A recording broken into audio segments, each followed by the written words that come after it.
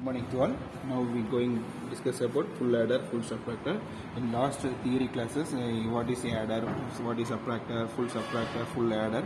Now practical session for going to full adder. This is the full adder circuit diagram. IC 7486 one IC, IC 7408 indicate one IC, and IC 7432 one IC.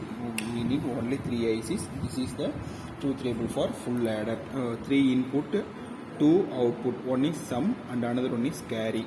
Now you know that how to connect here as per full adder circuit diagram.